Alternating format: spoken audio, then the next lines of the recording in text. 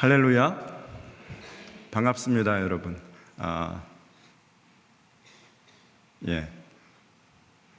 많이 변했죠. 저 사람이 제 얼굴인데 2006년도에 우리 뒤에 이렇게 하용조 목사님 계시고 2006년도에 파송 받을 때 제 모습입니다. 이스라엘로 파송될 때 2006년도에 선교사로 파송을 이제 훈련받고 떠났는데 그 전까지 준비하는 데 시간이 얼마나 걸렸을까요, 여러분? 2006년도에 선교사로 파송되기까지 그냥 가지는 않았을 거 아니에요?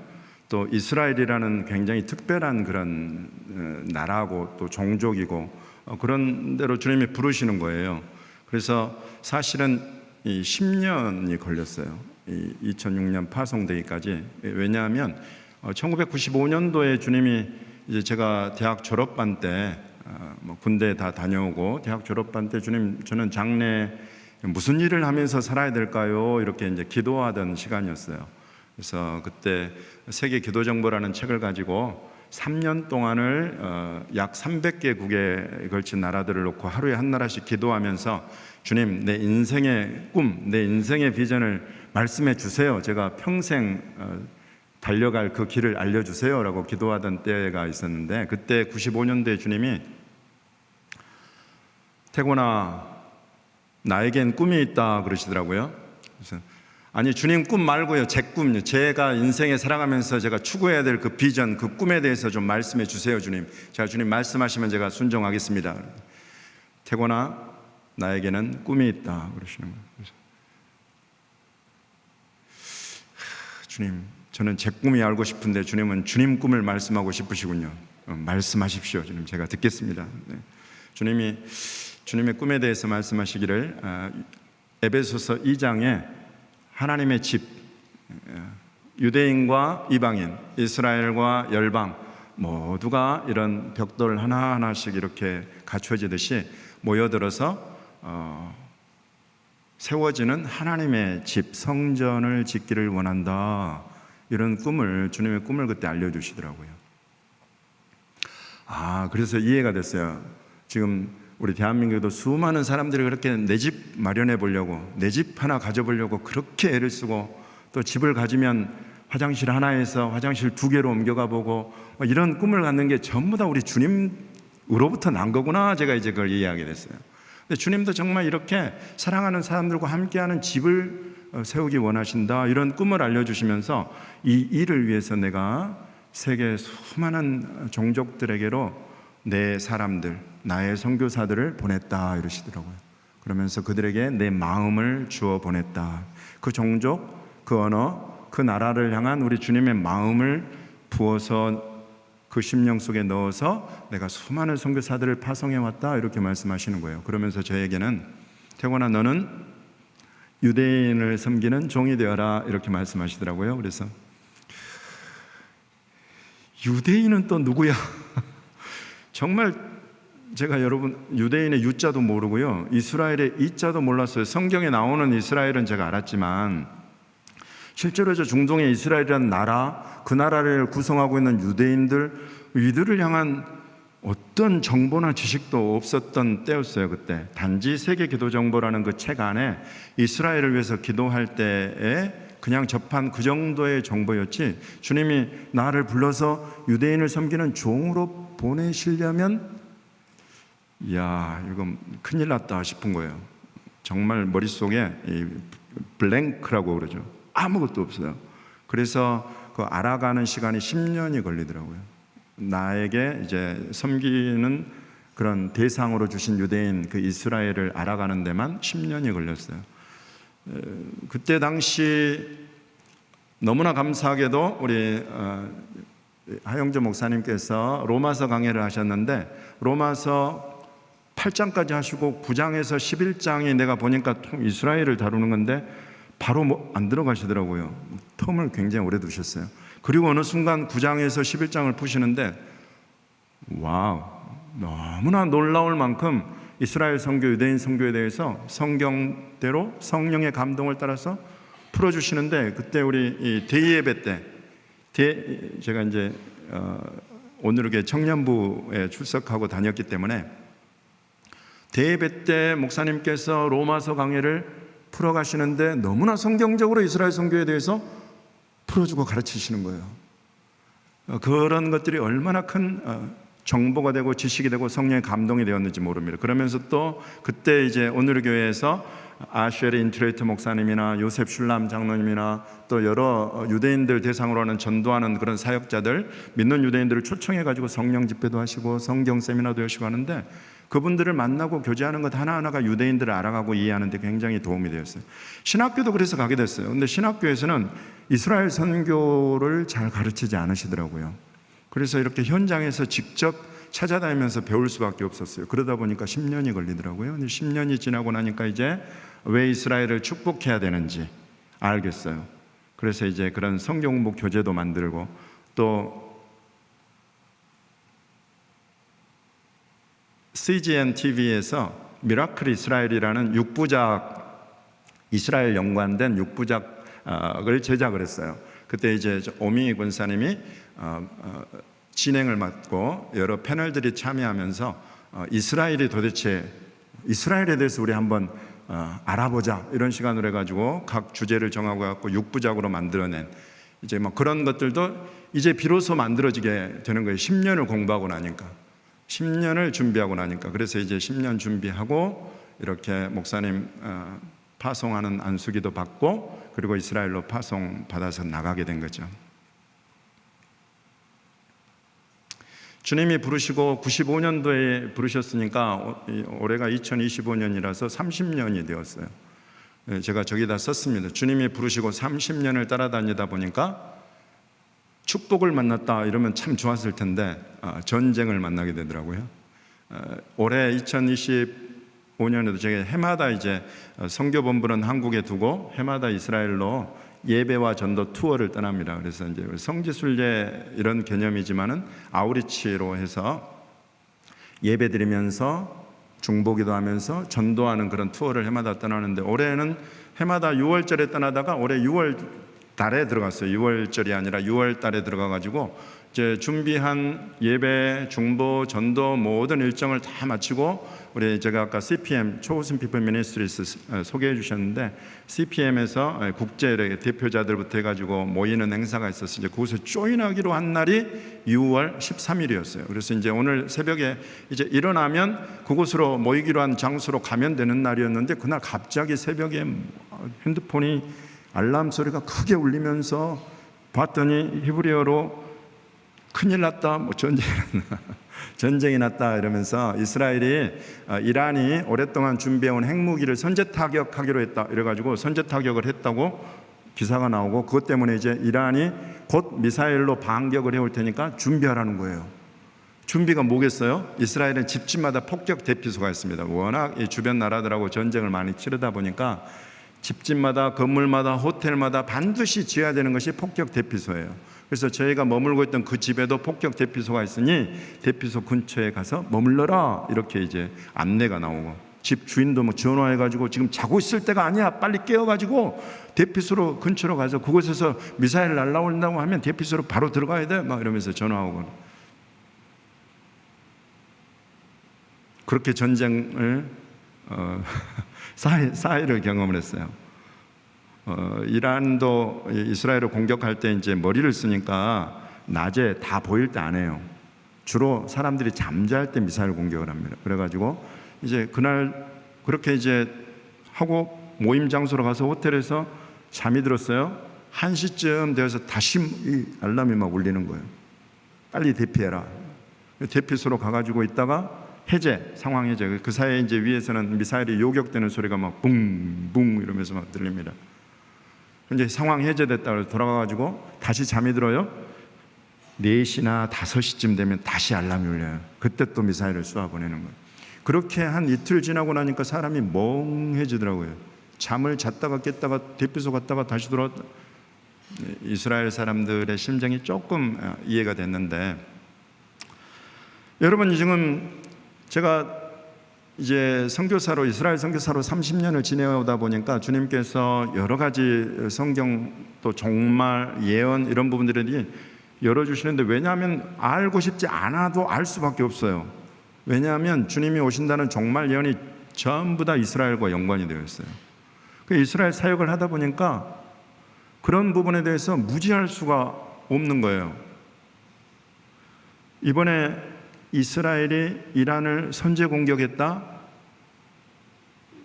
이런 전쟁에 이르기까지의 그 시발점을 한번 살펴보겠습니다. 이스라엘에 보면 가자지구라고 있어요. 성경에 블레셋의 5개의 도시가 나오는데 그 중에 하나죠. 가사라고 성경에 나오는데, 성경의 블레셋하고 오늘날 팔레스타인하고는 아무 상관이 없습니다. 성경의 블레셋은 벌써 다 지나가 버린 역사요 과거가 되었고, 오늘날 팔레스타인이라고 부르는 것은 그 블레셋을 이어받은 사람들이 아니라 아랍 민족을 말하는 거예요. 근데 이 아랍 사람들이 모여 사는 그런 몇 군데 이스라엘 안에 모여 사는 곳들이 있는데 그 중에 하나예요. 저 가자지구가. 저 가자지구에서 2023년 10월 7일에 저 주변 이스라엘 마을들, 그 다음에 군사기지, 주로 키부츠라는 민간인 마을들, 그리고 학교, 병원, 이 주변에 있는 것들로 하마스 테러리스트들이 약 3천여 명이 침투해 들어갔어요. 그래서 이스라엘 민간인들이 1,200명이 이틀 사이에 몰살을 당하게 됩니다. 저 주변에 실은 분홍색으로 되어 있지만 다 핏빛처럼 물든 곳들이에요. 그 이틀 만에 그렇게 강력한 공격이 있었고, 이제 이 상황 가운데 한 250명이 인질로 끌려가게 된 거죠. 여러분들이 지금 이 정도의 상황은 벌써 뉴스를 통해서 많이 들어보셨을 거예요. 도대체 계란으로 바위치기지 저 작은 하마스라는 저 가자지구에서 이스라엘을 왜 공격했나? 여러분 이런 생각 혹시 해보신 적 없으실까요? 저 터번을 두른 할아버지는 누굴까요? 저분이 이제 이란의 지금 하메네이라는 정치 종교 최고 지도자입니다.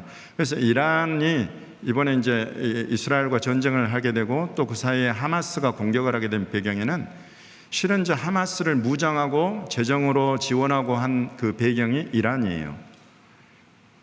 저 지도에 보시면은 왼쪽에 동그라미 안에 이스라엘이 보이고 그 이스라엘 바로 위에 별이 보이는데 그것이 가자지구입니다. 가자지구 그 작은 곳에서 전쟁이 일어나고, 이제 저 위쪽으로 올라가면 레바논이 있죠. 작은 원 안에. 레바논 안에는 헤즈볼라가 있어요.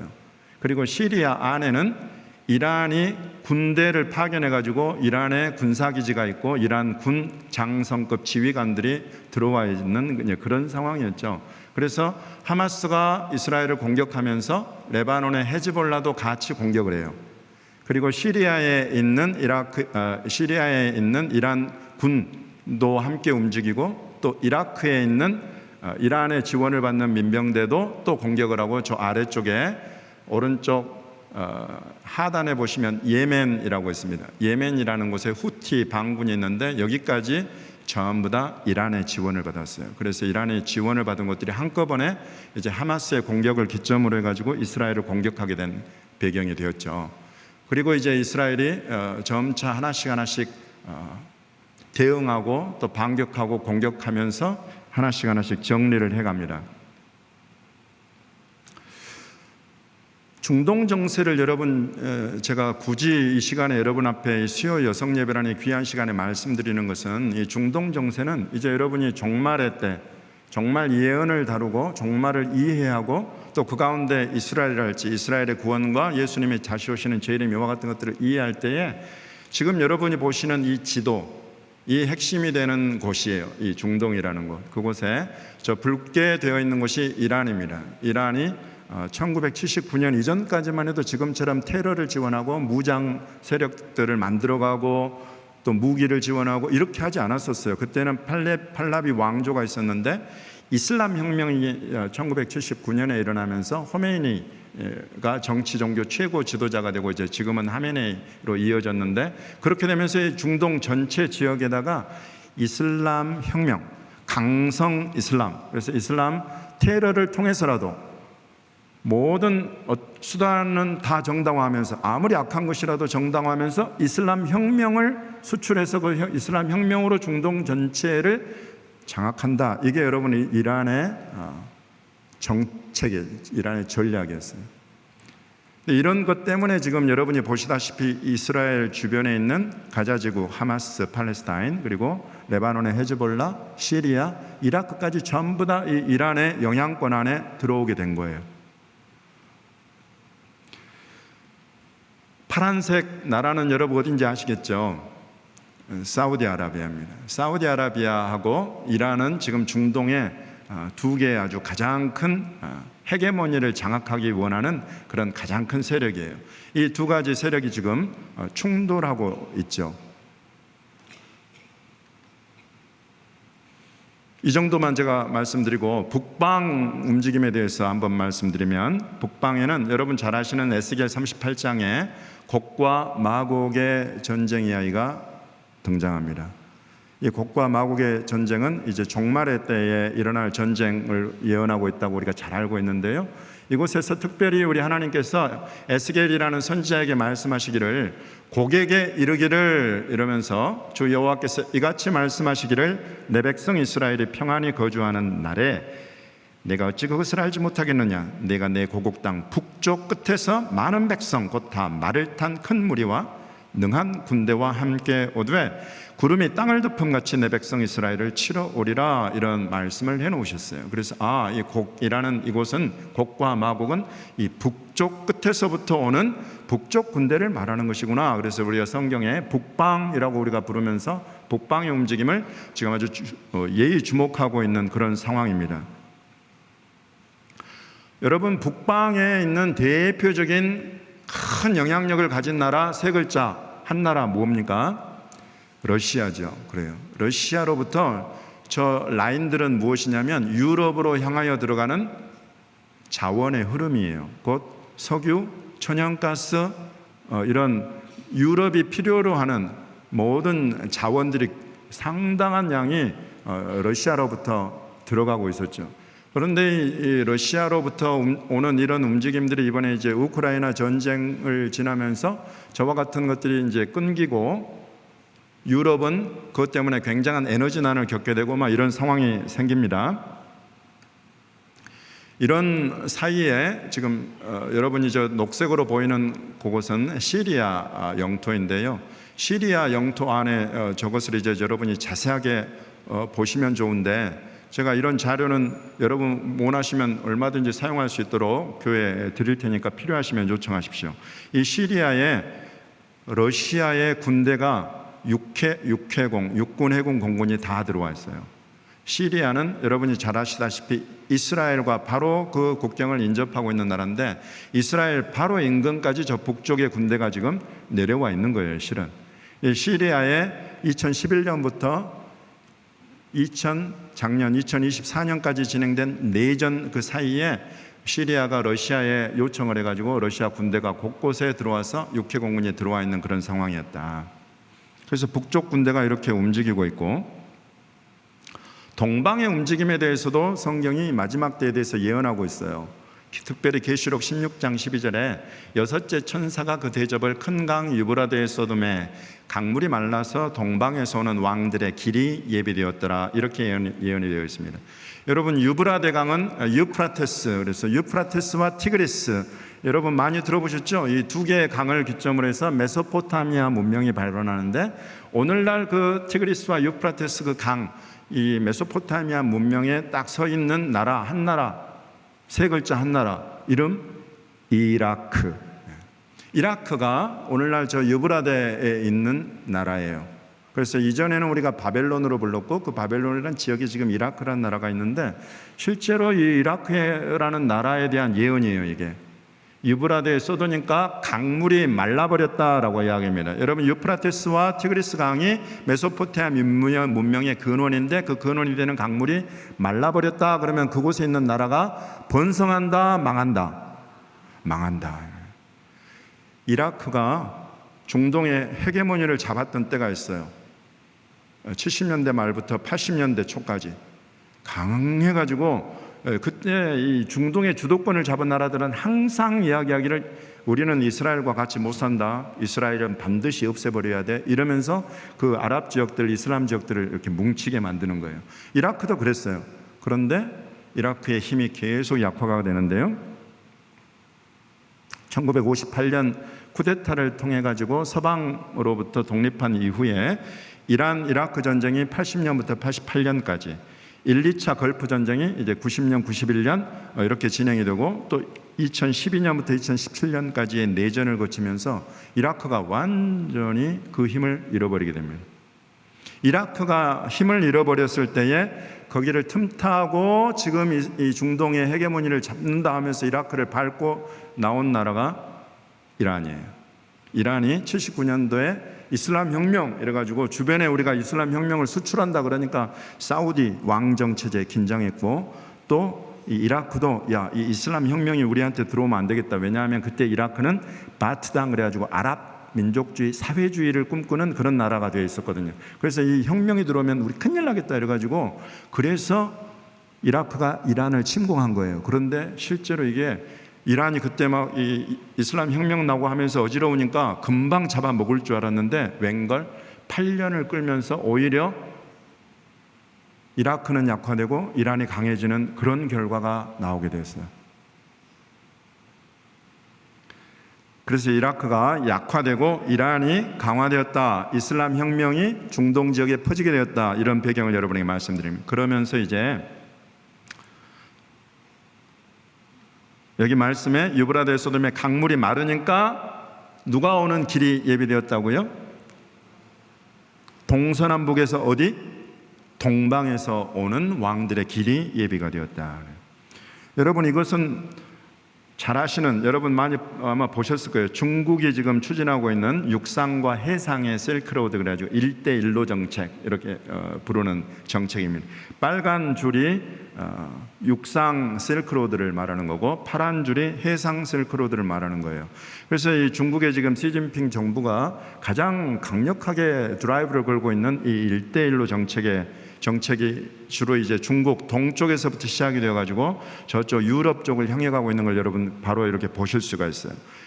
푸단대라는 중국의 녹색금융개발센터가 2021년도에 보고서를 밝혔는데 보고서에 의하면 중국의 1대1로 프로젝트의 최대 수혜국 이라크인 것으로 파악됐다. 이렇게 보고서에 나와 있어요. 보고서에 따르면 중국은 지난해 이라크에 투자했거나 투자 약정을 맺은 규모가 총 105억 달러에 달하고 이라크는 파키스탄과 러시아에 이어 1대1로 프로젝트의 최대 협력 대상국이 되었다.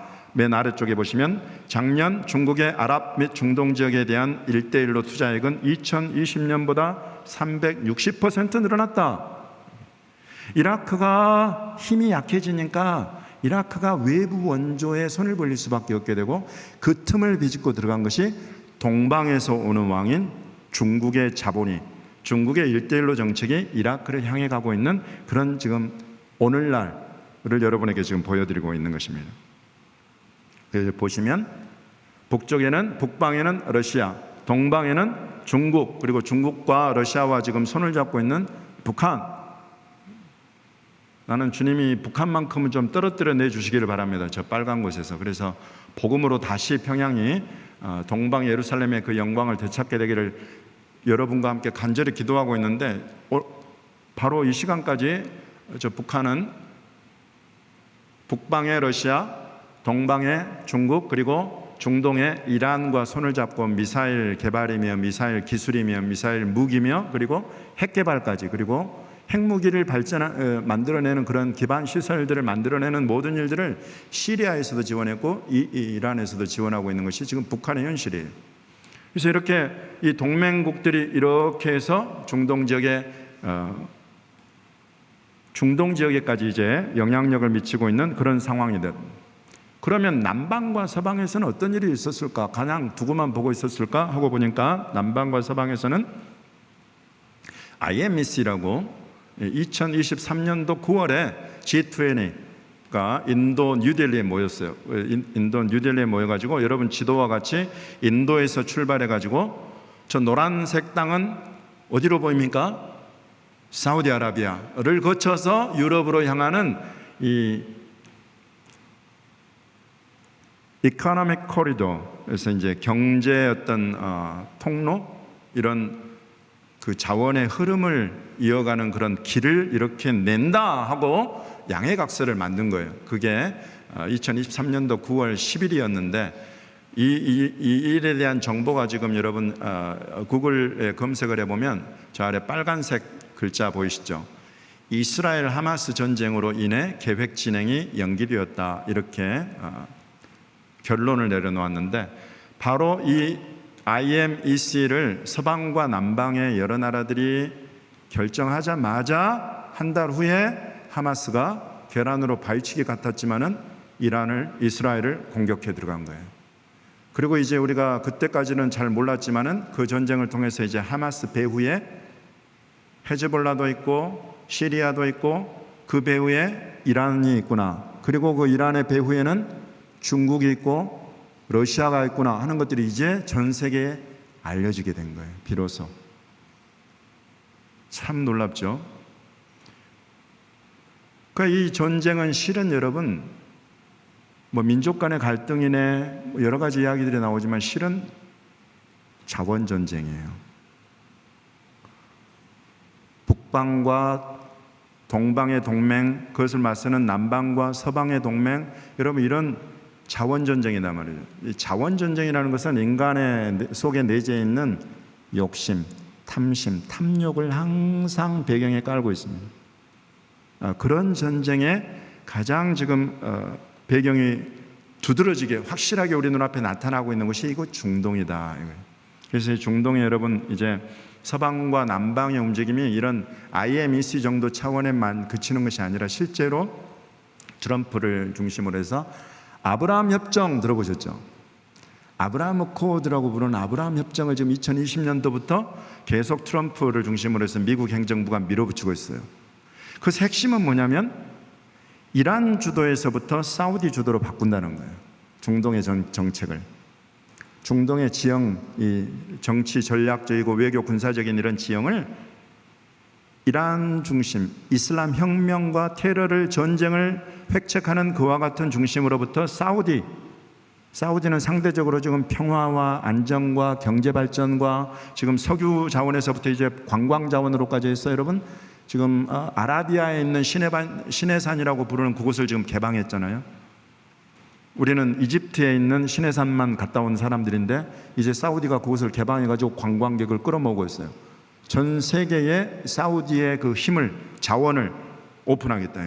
그러면서 전 세계를 끌어들이고 있는 그런 상황이고, 그곳에 아브라함 협정이 미국을 중심으로 해서 일어나는데, 그것은 뭐냐면 우리가 굳이 곧 아랍 여러 나라들이, 이슬람 국가들이 굳이 이스라엘과 싸울 필요가 없다. 지금까지 이라크가 주장했고 시리아가 주장했고 이란이 주장한 이스라엘을 지도에서 사라지게 하고 지중해로 쓸어 넣어버리자. 굳이 우리가 그럴 필요가 뭐가 있느냐. 그래서 얻을 게 뭐냐? 전쟁밖에 더 있냐? 이제 우리가 평화롭게 지내보자. 굉장히 멋있게 들리지 않습니까? 싸우지 말고 피 흘리지 말고 평화롭게 지내자. 좋아요. 그래서 이게 지금 굉장히 힘을 얻고 있어요. 그래서 지금 6개 국가가 거기에 조인했는데, 여러분 저기 지도에 보면 숫자 번호가 새겨져 있어요. 그 번호에 이스라엘과 평화협정을 맺은 아랍 국가들, 이슬람 국가들이 지금 저기 있습니다. 최근에 시리아가 드디어, 제가 드디어라는 표현을 쓰는데 2011년부터 시작됐던 내전이, 그래서 여러분 유럽으로 수백만 명의 난민이 가서 난민 문제를 크게 일으켰고, 전 세계적으로 시리아 안에서도 너무나 고통스럽게 수십만 명의 시민들이 죽어나갔어요. 피를 흘렸어요. 그런 시리아 내전이 2024년도에 아사드 정권이 축출되면서 비로소 끝나게 된 거예요. 그렇게 끝나게 되면서 이 반군의 수장격인 이 사람 샤라라는 저 오른쪽의 사람이 지금 현재 임시 대통령을 맡고 있어요. 시리아에. 이 사람을 만났어요. 트럼프 대통령이. 누구와 함께? 사우디아라비아의 빈 살만 왕세자와 함께 만나가지고, 시리아가 지금 이렇게 어렵게 살 이유가 없다. 지금 여러분 시리아가 경제 제재를 어마어마하게 받고 있었거든요. 전쟁과 내전과 여러 가지 문제로 인해서 경제 제재를 받고 있었는데, 트럼프가 만나서 그랬어요. 경제 제재 전부 다 해제해 줄게. 대신 뭘 요청했겠어요? 바로 그거. 아브라함 협정에 조인해라. 이스라엘과 외교관계 회복하고 사이좋게 지내라. 여러분, 지금 이렇게 진행되어 가는 것은 굉장히 중요하고 또 좋은 일입니다. 지금 당장으로. 왜냐하면 이사야 19장도 예언하기를 시리아와 이스라엘과 이집트 세 나라가 마지막 때에 세상 가운데 복이 되게 하는 그 날을 우리 하나님이 이사야 선지자를 통해서 예언해 놓으셨거든요. 그러려면 이 시리아가 반드시 이슬람 중심의 이런 체제에서 벗어나야 돼요. 안티 이스라엘로 이스라엘과 대적하고 전쟁하고 그런 시스템에서 바꿔줘야 돼요. 그런데 이런 일이 비로소 지금 시작이 되게 된 거예요. 그러니까 이 예언의 성취가 우리 눈앞에 그냥 성큼성큼 오는 그런 현장을 우리가 지금 마주하고 있는 그런 시대인 거죠. 다시 여기에서 아까 계시록 16장을 잠깐 살펴보겠습니다. 여섯째 천사가 대접을 큰 강 유브라데 소돔에 강물이 말라서 동방에서 오는 왕들의 길이 예비되었다. 이것을 제가 여러분에게 설명드렸어요. 그리고 바로 이어지는 것이 개구리 같은 새 더러운 용이 용의 입, 짐승의 입, 거짓 선지자의 입에서 나와가지고 이건 귀신의 영인데 이적을 행하면서 온 천하 왕들에게 가더라. 온 천하 왕들에게. 여기 여러분 온 천하 안에는 동서남북이 다 들어있는 거예요. 북방, 동방, 남방, 서방 전부 다 참여하는 거예요. 여기 왕들에게 가서 하나님 곧 전능하신 이의 큰 날에 있을 전쟁을 위하여 그들을 모으더라. 이런 일이 바로 이어지는 것입니다.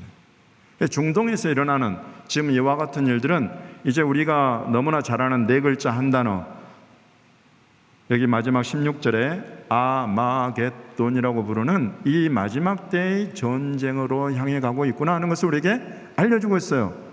그 14장에 온 천하 왕들을 전쟁을 위해서 모으는 것과 16절에 아마겟돈이라 하는 곳으로 왕들을 모은다는 이 사이에 있는 것이 우리 주님의 말씀입니다. 16장 15절에 내가 도둑같이 오리니 누구든지 깨어 자기 옷을 지켜 벌거벗고 다니지 아니하며 자기의 부끄러움을 보이지 아니하는 자는 복이 있다. 이렇게 우리 주님 말씀하시는 거예요. 여러분, 지금 되어지는 이런 모든 일들 속에 얼마나 우리 주님이 오실 때가 가까운가 하는 것을 저는 여러분에게 말씀드리지 않을 수가 없어요. 제가 이스라엘 선교에 목숨 걸고 들어가서 전쟁 상황에서도 그 땅을 들어가는 것은 유대인들이 예수님을 만나야 되기 때문에, 유대인들이 바루카바 베시마도나의 찬송하려다 주 이름으로 오시는 이의 찬송해야 우리 주님 오신다고 하시니까 유대인들이 그 찬송 부르도록 저는 가가지고 막 이런 거 붙이는 거, 이런 거 이렇게 붙이는 거. 이게 뭘까요? 주님이 주신 지혜로 만들어낸 복음 부채예요. 여기 코르바나 페삭 예슈아, 그래서 패서벌 6월절 어린 양 예수, 그래가지고 예수님에 대한 복음이 여기 막 이런 부채들 이스라엘 전역에 배포하고요. 유대인들 만날 때마다 유대인들이 야, 예수님에 관한 6월절 어린 양 예수님에 관한 내용이 들어있는 부채인데 가질래 말래? 가질래 말래? 그러면 대답이 뭘까요? 간절한 눈빛을 이렇게 보냅니다. 갖고 싶다고. 그럼 이렇게 주는 거예요. 오늘날 여러분, 예수님은 유대인들에게, 아주 종교적인 유대인들은 거부하지만 대부분의 유대인들에게 예수님이라는 이 이름은 완전히 열려 있어요. 너무나 놀라운 때가 되었어요. 이번에도 들어가가지고 전쟁 나기 전까지 얼마나 신나게 예수님 이름과 복음을 유대인들하고 이야기하고 나왔는지 몰라요. 이전에는 꿈조차 꾸기 어려웠어요. 예수의 옛자만 들어도 등 돌리고 싫어했는데, 전쟁과 고통과 고난이 이스라엘을 휩쓸면서 유대인들의 마음이 얼마나 열렸는지. 도둑같이 올 것이다. 주님이 이런 상황들 여러분에게 알려주시는 것은 주님 오실 때가 멀지 않았대요. 자기를 돌아보아서 깨어 있어라. 이제 잠들어 있다가도 깨어나라. 깨어날 때가 되었다. 옷을 지켜서 벌거벗고 다니지 마라. 부끄러움을 보이지 말고 부끄러운 삶을 살지 말아라. 이제 내가 오면 내 앞에서 정말 부끄러운 꼴 당하지 않도록 정신 차리고 깨어나라. 이런 일들을 이 중동 정세를 통해서 실은 주님의 교회 앞에 주님이 말씀하고 계시는 거예요. 이게 여러분 많은 것을 알려줍니다. 왜 시리아가, 저 노란색이 시리아인데 시리아가 11년부터 24년까지 내전이라는 이것을 겪게 됐는지 그 배경과도 연관이 되어 있어요. 붉은색 줄은 이란에서부터 유럽으로 향하는 자원의 흐름이에요. 파란색 줄은 사우디아라비아로부터 출발해가지고 유럽으로 향하는 자원의 흐름이에요. 이 둘이 교차하는 지역이 시리아예요. 그 시리아를 먹어야 돼. 시리아를 먹는 쪽이 이기는 거예요. 그동안에는 이란이 시리아를 먹고 있었어요. 근데 시리아가 아사드 정권이 축출되면서 이란이 완전히 고립되어 버렸어요. 실은 이스라엘이 이란을 핵 개발하고 있는 그 핵무기를 곧 개발할 그곳을 때리게 된 배경도 시리아가 작년에 무너졌기 때문이에요. 레바논 무너졌지, 가자지구 하마스 무너졌지, 이라크 무너졌지, 이제 시리아까지 무너지니까 이란을 공격해도 이스라엘과 국경을 마주하고 있는 직접적인 나라로부터 공격받을 그런 위기가, 그런 것이 사라져 버린 거예요. 그래서 이스라엘이 마음 놓고 이란을 때릴 수가 있었던 겁니다. 이란에서는 육군이 못 와요. 950km가 떨어져 있어요. 1000km 가까이 떨어져 있으니까 비행기를 타고 와서 공습해야 되는데 이스라엘이 미리 가서 비행기를 다 때려버렸어요. 미사일을 쏠 수밖에 없어요. 미사일을 한 500발 가까이 쐈어요. 그 중에 42발이 이스라엘 영토에 떨어졌어요. 이런 상황을 만들어 놓고 이란이 이스라엘에 공격을 하게 됐죠. 그래서 이런 배경이 되는 거예요, 지금 이 상황이. 그래서 시리아가 누구 손으로 가느냐가 중동 정세에 가장 큰 영향을 미쳤어요. 근데 여러분 이제 보십시오. 아마겟돈이라고 하는 것은 동서남북 사방의 천하의 왕들이 다 모인다고 제가 말씀을 드렸어요. 그 아마겟돈은 히브리어로 아마겟돈이라 하는 곳으로 모인다라고 성경이 지금 제가 보여드린 성경이 그랬잖아요. 그거 잘못된 거예요. 아마겟돈은 헬라어예요. 히브리어로는 하르므깃도라고 해요. 무깃도 산, 이런 그것을 헬라어로 옮기면서 음력이 되면서 아마겟돈 이렇게 된 거예요. 그러니까 히브리어로 하르므깃도로 천하 왕들이 모인다는 거죠. 이게 아마겟돈 전쟁이에요. 근데 여러분 여기 무깃도 위치가 어디냐 보시면 지금 저 교차 지점이 시리아잖아요. 시리아에서 그대로 왼쪽으로 사기동하고 아래쪽으로 사기동하면 그곳이 이스라엘에 있는 무깃도 지역이에요. 그러면 그 무깃도 한 지역 그곳에 다 모인다는 거냐? 이제 여러분 이 전쟁을 보시면 자원 전쟁은 자원의 길, 흐름, 이것을 놓고 싸우는 전쟁이라는 것을 여러분 보셨기 때문에 이스라엘이라는 곳이 장차 북방, 동방, 남방, 서방이 서로 중요한 대결을 벌이는 그 핵심 중심지가 되는구나 하는 것을 우리에게 알려주는 거죠. 여러분 이 일이 심히 가까워졌어요. 왜냐하면 이제 이란이 계속 약화되어 갈 겁니다. 제가 이걸 연구하면서 보니까 중동 지역에 이스라엘을 지중해로 밀어 넣어버리겠다, 이스라엘을 멸망시켜버리겠다 한 나라들은 놀랍게도 50년이 딱 지나면 힘이 완전히 약화되어 버려요.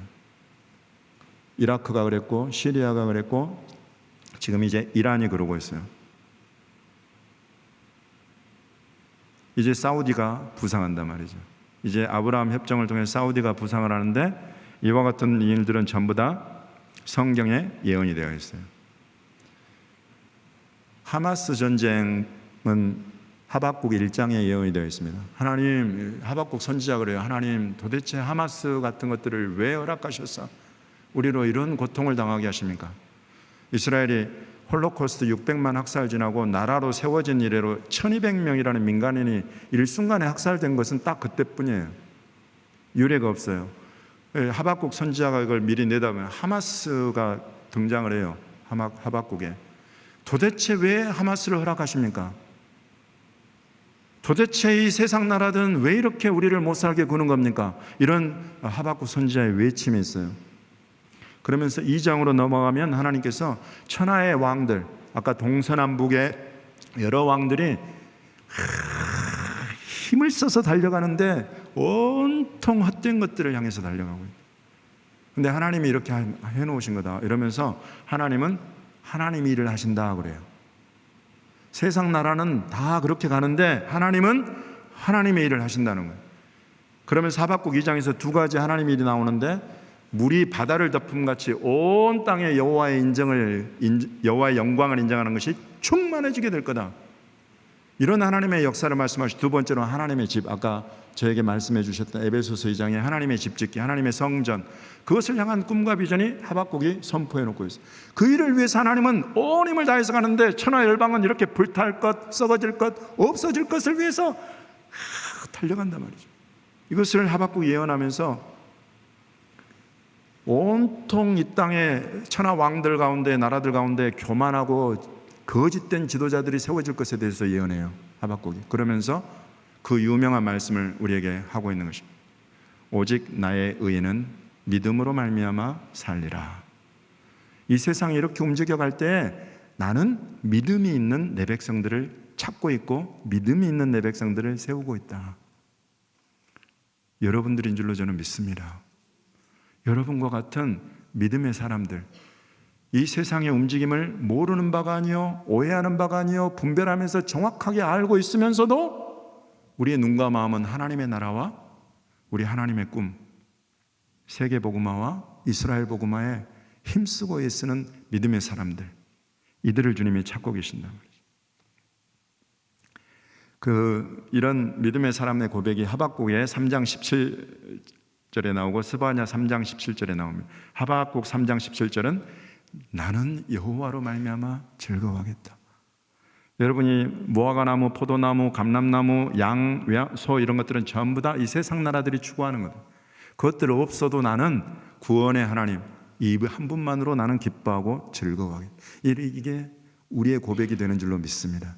이럴 때 하나님은 우리를 보시고 저와 여러분을 향해서 보시고 너희 하나님 여호와가 너희 가운데 계신다. 그는 구원을 베푸실 전능자이시고 너로 말미암아 기쁨을 이기지 못하시고 잠잠히 사랑하시고 너로 말미암아 즐거이 부르며 기뻐하실 것이다.